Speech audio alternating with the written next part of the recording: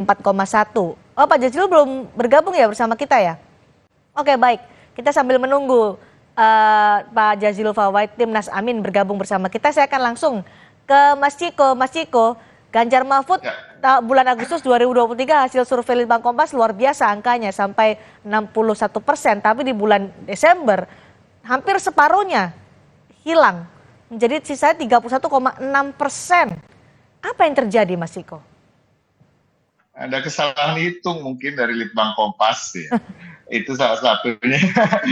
Karena di hitungan kami tidak seperti itu, memang tidak seperti yang kami harapkan. Kami berharap naik ke 70%, tetapi kalau kita bicara masih di tataran high 50s and low 60s lah. Di atas 50-an menjelang 60 dan 60 menjelang 65. Jadi pada prinsipnya perbedaan dari hasil-hasil survei, with all due respect dengan apa yang telah dilakukan oleh Litbang Kompas, tetapi kami masih percaya bahwa yang kami lakukan tatap muka, door to door dengan masyarakat, apalagi juga jagoan-jagoan kami di Jawa Tengah seperti Pak Bambang Pacul di Yogyakarta, Ibu Esti.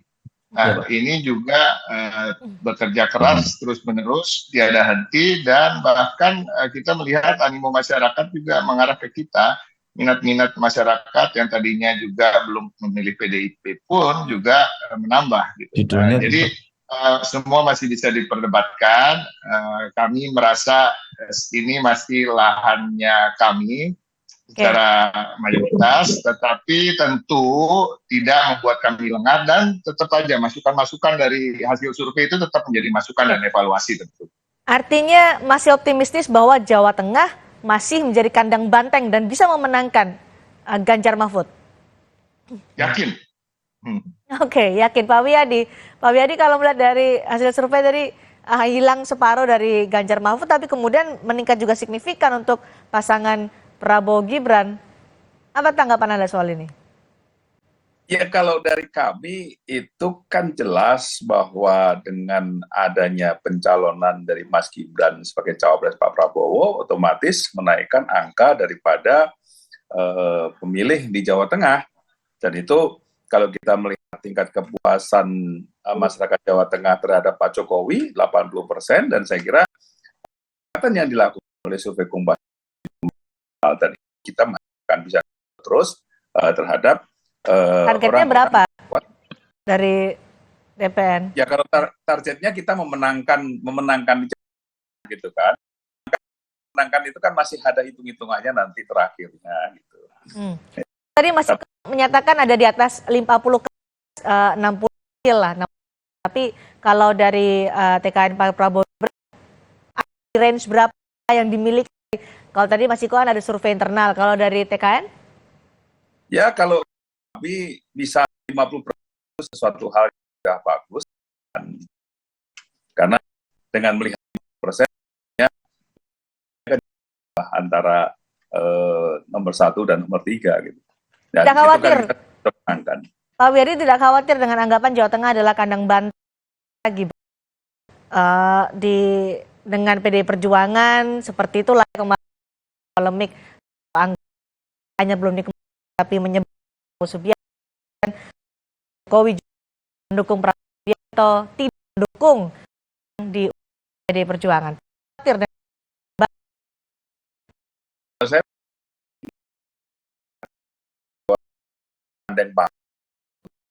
partai Perjuangan lebih pileg presiden ke tokoh kan pengaruh besar masalah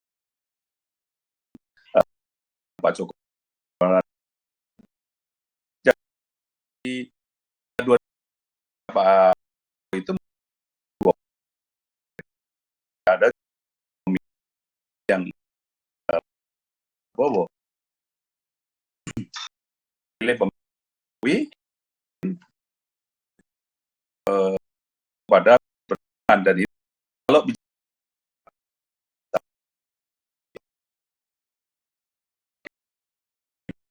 bisa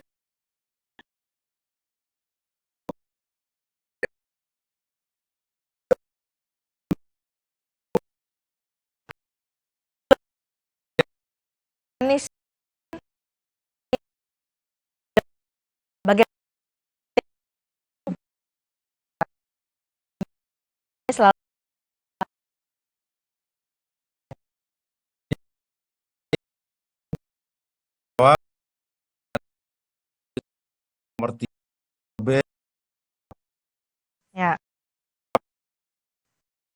2070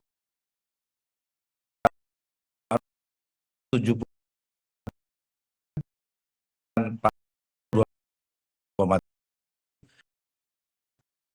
itu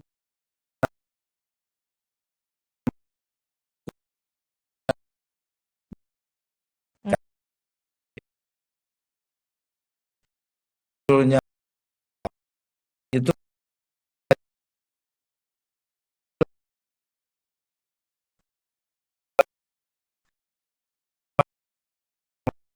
banyak tengah juga Ganjar yang menjadi representasi dari PDIP. Nah, bagi pasangan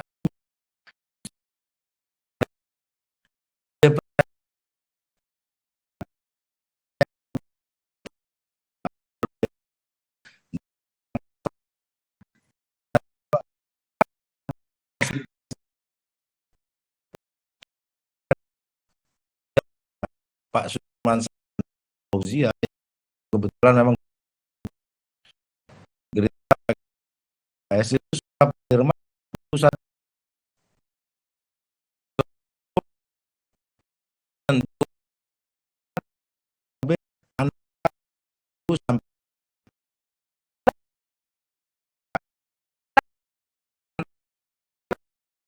Kan lah. pemilu kemarin PKB itu 3 juta. Dalam angka kami tentu mentarget tengah yang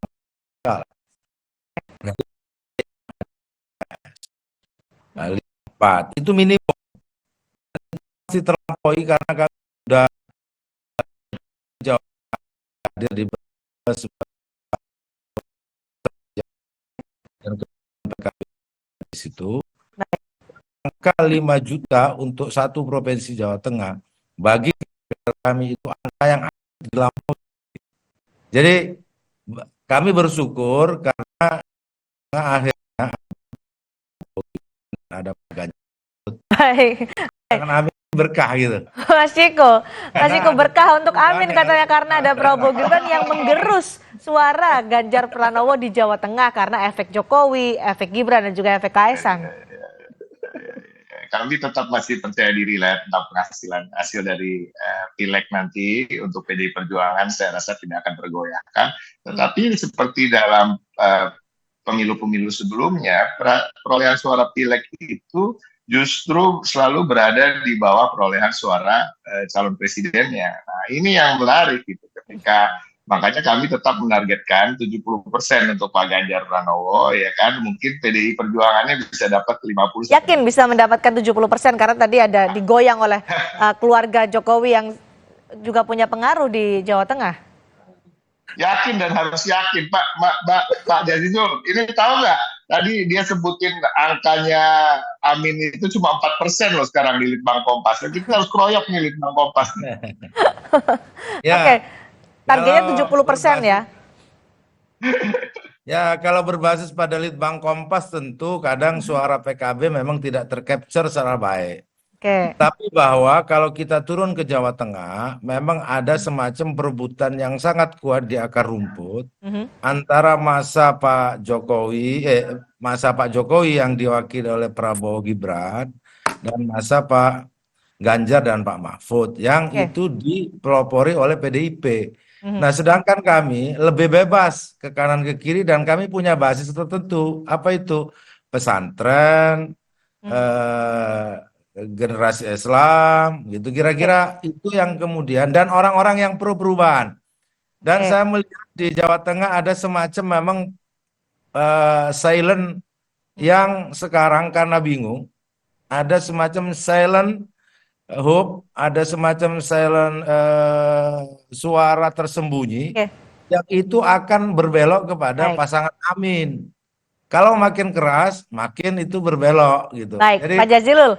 Jadi bagaimana Timnas Amin melihat Jawa Tengah? Apakah bisa melengkapi kemenangan atau hanya nanti akan menggerus atau mengganggu suara-suara dari kandang banteng? Tidak, sama sekali gini. Kami tidak mengganggu Jawa Tengah, kami justru memperkuat dan memberi penyadaran tentang pentingnya perubahan. Oke. Kami datang ke petani bawang di Brebes. Kami datang juga ke berbagai sektor di Jawa Tengah. Kan tahu semua bahwa Jawa Tengah itu daerah miskin ternyata hanya peringkat 15 Baik.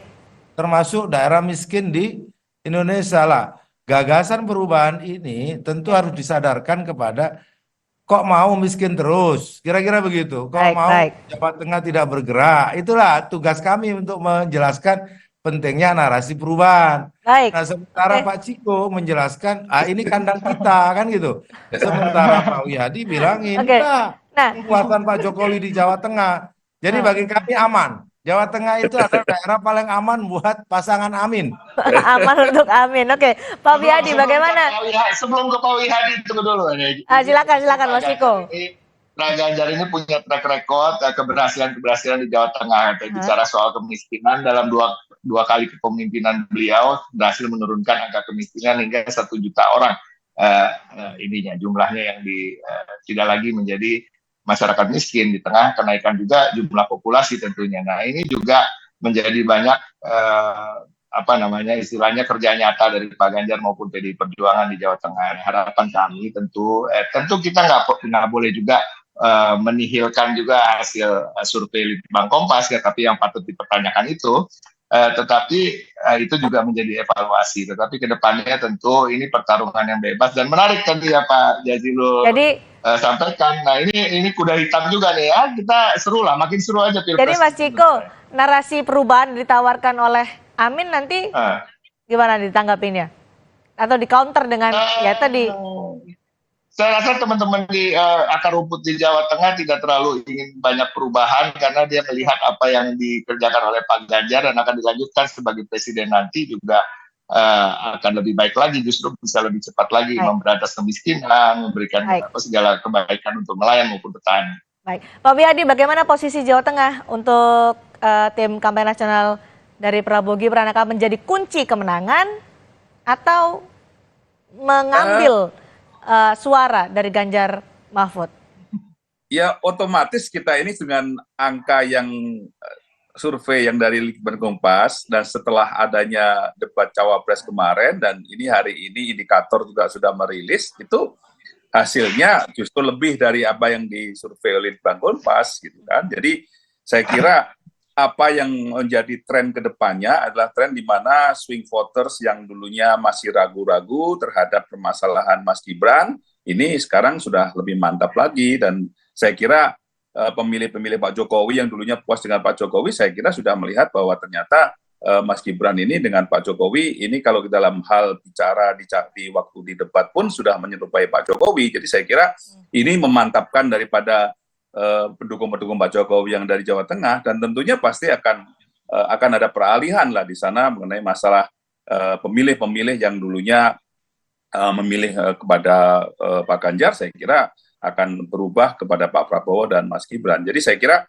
kalau kita melihat apa yang disampaikan oleh Mas Jazilul tadi, sebenarnya kalau Mas Jazilul ceruknya sudah jelas bahwa itu adalah ceruk daripada agamis yang ada di Jawa Tengah gitu kan. Tapi ini kan kita bicaranya Pak Prabowo dulu waktu 2019 juga ada pendukung agamisnya juga. Jadi saya kira ini kita di tengah-tengah, saya kira. Jadi pendukung Pak Jokowi juga iya, pendukungnya Pak Prabowo juga masih gitu kan. Jadi saya kira dari kemungkinan ini saya kira juga sudah bisa kita prediksikan bahwa kita akan ada kenaikan-kenaikan di Jawa Tengah gitu kan. Jadi saya kira ini kedepannya memang akan ada perubahan-perubahan kembali, dan kita lihat nanti pada saat Februari tanggal 14 itu nanti hasilnya akan terlihat. Jadi saya kira kalau kita bicara mengenai masalah situasi yang sekarang, ya itu ada perubahan-perubahan lah dengan adanya. Pak Wihadi, apa yang ditawarkan untuk Jawa Tengah? Kalau Pak Jazilul kan menawarkan perubahan, Mas Ciko menawarkan akan melanjutkan kepemimpinan Ganjar Pranowo hingga ke tingkat nasional. Apa yang ditawarkan oleh Prabowo Gibran?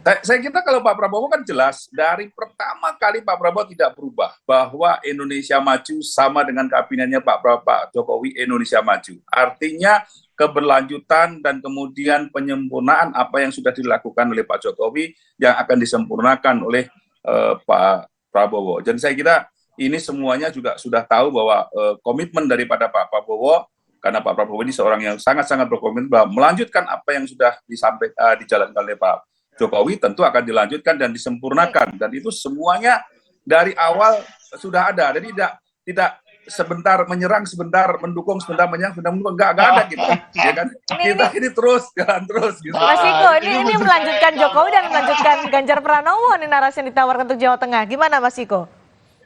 Tapi agak sulit karena memang sosok Prabowo itu bukanlah sosok Jokowi ya. Ini yang kita harus lihat. Betul. Masyarakat juga bisa menilai dengan gaya kepemimpinan yang berbeda ya kan, kelincahan yang berbeda, tingkat kegesitannya juga berbeda ya kan, dengan latar belakang yang jelas berbeda.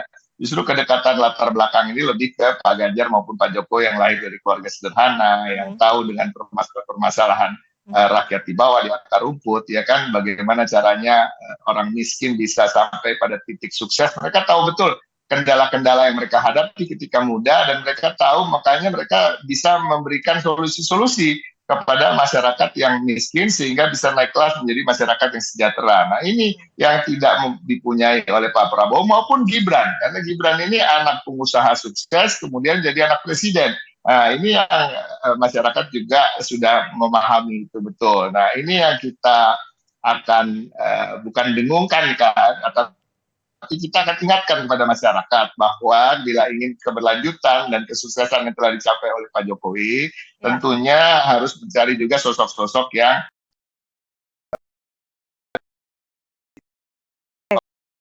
sudah cepat